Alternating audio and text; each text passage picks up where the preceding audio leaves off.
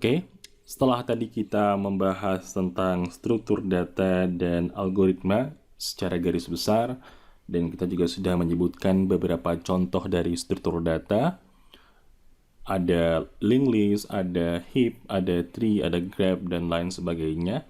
Nah, salah satu contoh struktur data yang sudah disediakan oleh Java adalah array. Dan pada kesempatan kali ini, kita akan membahas tentang array dan array object. Apa itu array dan apa itu array object, nanti akan kita bahas dalam sesi kali ini. Nah, array sendiri merupakan sebuah wadah yang dapat menampung beberapa nilai dengan tipe yang sejenis secara sekaligus.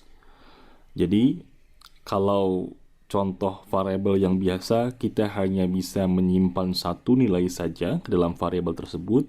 Contohnya integer x sama dengan 7, maka hanya 7 saja yang bisa disimpan di situ. Ya, tidak boleh lebih dari satu nilai. Sementara array memungkinkan kita untuk menyimpan lebih daripada satu nilai. Nah, sebagai contoh di sini, saya ingin membuat sebuah array ya, yang tipenya integer. Jadi data yang disimpan adalah integer, dan saya akan siapkan 6 ruang di sana. Jadi caranya seperti apa? Integer, bilangan sama dengan new integer 6. Nah, perhatikan di sini kata-kata int itu diikuti oleh tanda kurung siku yang menginformasikan bahwa bilangan ini tipenya adalah sebuah array. Ya. Kemudian di baris bawahnya itu kita menyiapkan ruang untuk si array bilangan ini. Jadi ada new int siku 6, kurung siku 6, itu artinya kita menyiapkan 6 buah ruangan. Ya.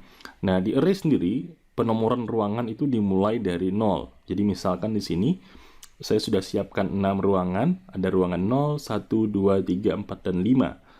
Ya. Masing-masing ini adalah variabel yang biasa, ya. Yang akan diisi oleh bilangan-bilangan integer. Nah, sebenarnya ini sendiri bisa kita singkat, ya. Jadi kalau kita singkat jadinya seperti ini. int siku bilangan sama dengan new int siku 6. Ya, itu cara singkatnya. Nah, tipe-tipe yang bisa dibuat array, ya, seluruh tipe-tipe dasar itu bisa dibuatkan array-nya. Ya, tipe-tipe dasar bisa dibuatkan array-nya. Mulai dari byte, short, long, float, double, boolean, char, dan string. Sekarang kita lihat bagaimana caranya memberikan nilai kepada sebuah array. Jadi, di sini saya akan memberikan nilai ke tiap-tiap array bilangan yang tadi sudah kita buat. Nah, caranya hampir sama dengan pemberian nilai pada variabel biasa.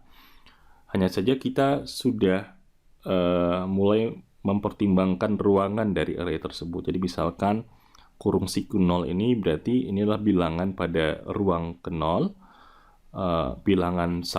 Bilangan kurung 1 itu mengindikasikan array bilangan tapi pada kamar ke 1 dan begitu seterusnya. Jadi kalau kita assign 100 maka 100 akan disimpan di kamar ke 0, 120 di kamar ke 1, 90 di kamar kedua, 130 di kamar ketiga, dan seterusnya seperti ini.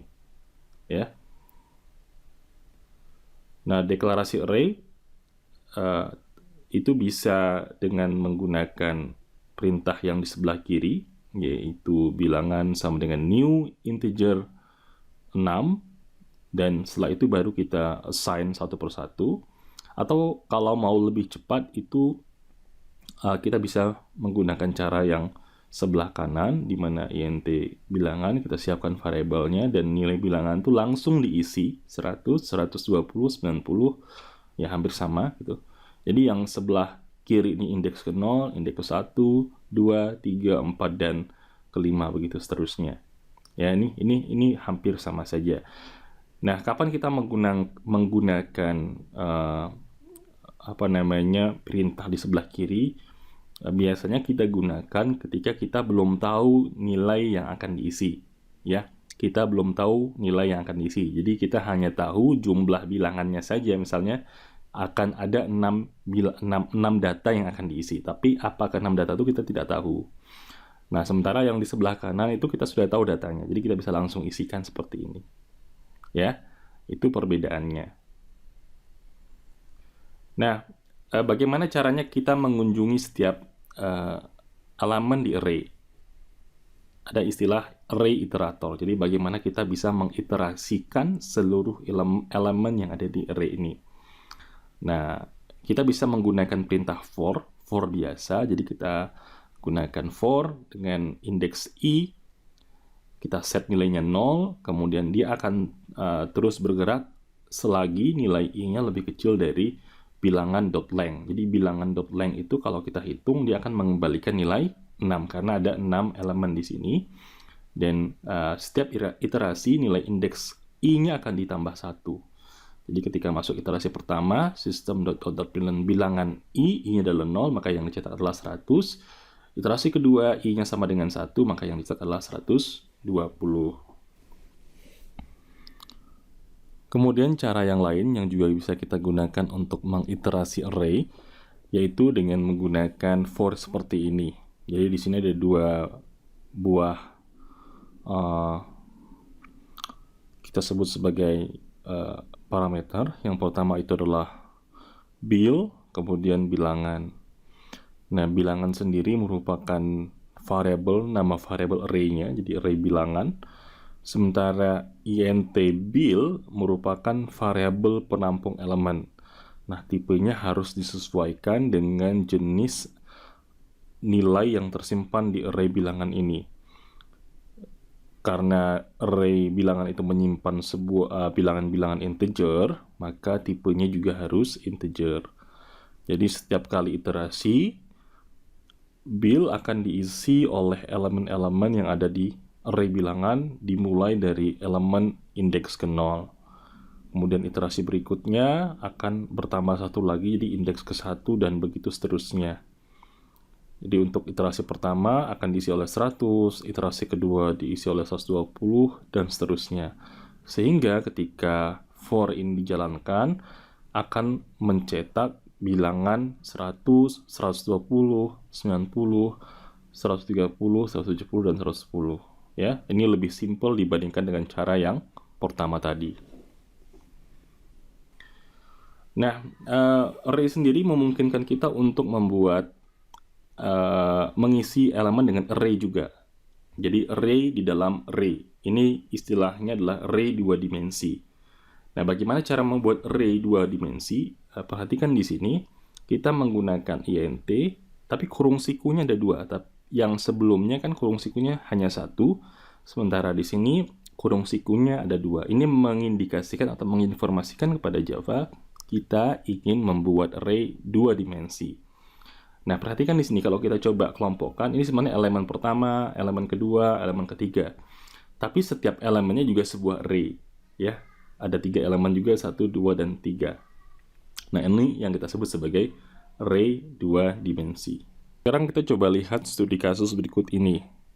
Bisakah kita membuat sebuah array yang bisa menyimpan objek dari kelas yang kita buat?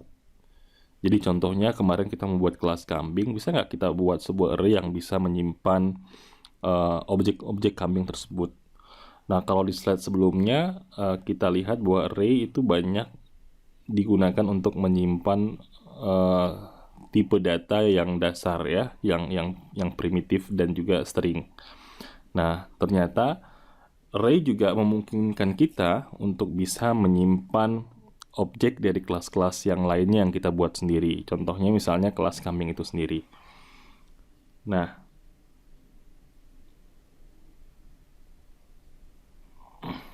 misalnya di sini kita namakan ini sebagai array objek ya.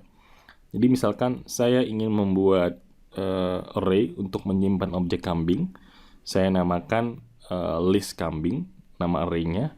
Dan tipenya adalah kambing, ingat ya, kambing, ada kurung sikunya, berarti ini adalah 1 dimensi.